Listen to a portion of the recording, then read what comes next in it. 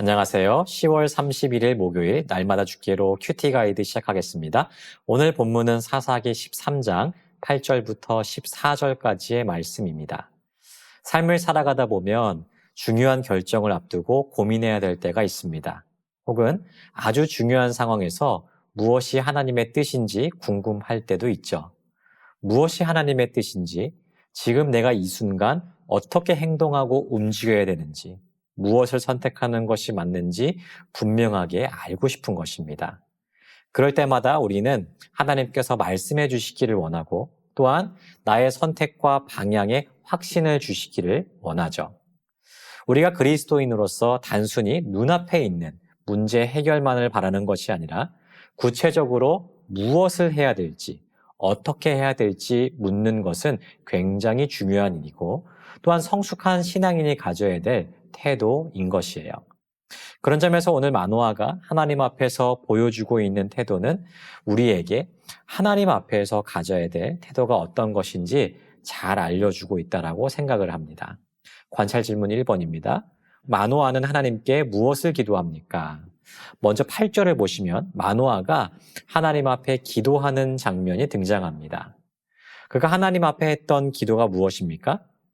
하나님께서 아내에게 아들을 주시겠다라고 약속하셨지만 어떻게 키워야 될지 가르쳐 주시지는 않았다는 거예요. 그래서 하나님의 사자를 다시 보내주셔서 이 아들을 어떻게 키워야 될지 가르쳐 달라라고 기도하고 있는 것입니다. 여러분, 마노아가 이렇게 기도했을 때 전제된 것이 무엇일까요? 맞습니다. 하나님께서 가르쳐 주신 그대로 기르겠다라고 하는 결단과 다짐이었어요.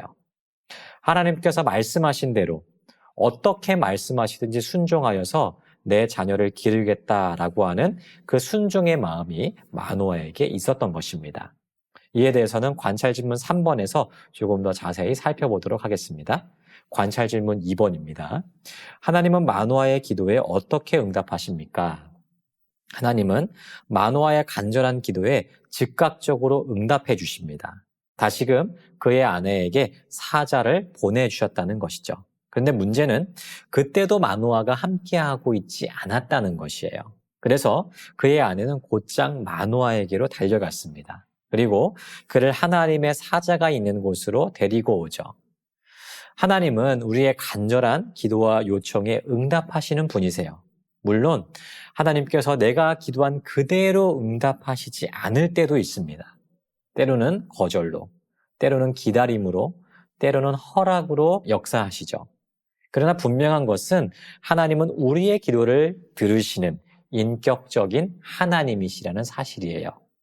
우리가 하나님 앞에 간절하게 기도했을 때 하나님은 그 기도를 들으시고 응답하시는 하나님이시라는 사실을 꼭 기억하시기를 바랍니다.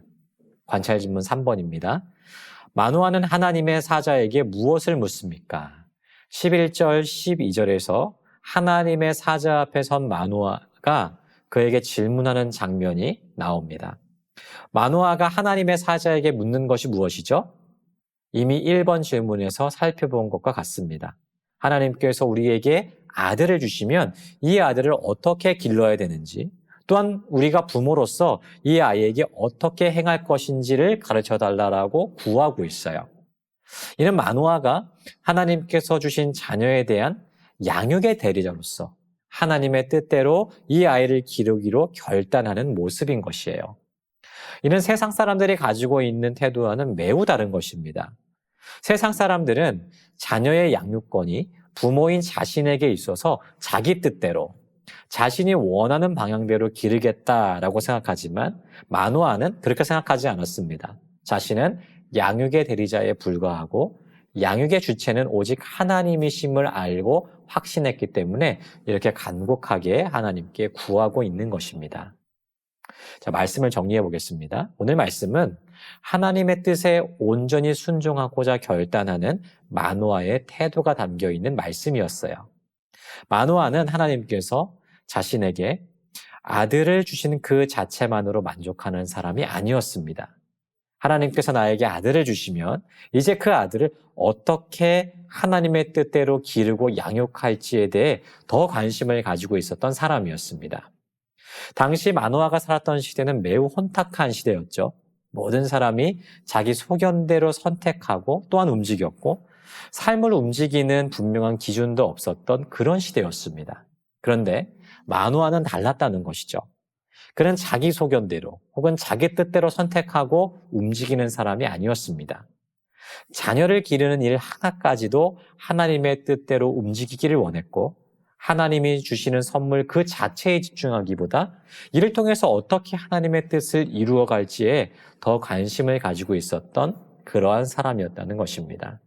어둠 속에서 빛나는 보석과 같은 사람이었다는 것이죠. 우리도 이런 사람이 되기를 원합니다. 여전히 세상은 어둡고 혼탁하죠. 점점 사사시대처럼 변해가는 것이 지금 우리가 살아가고 있는 시대상입니다. 이럴 때 우리는 세상과 다른 자세와 태도로 살아가야 될 것이에요.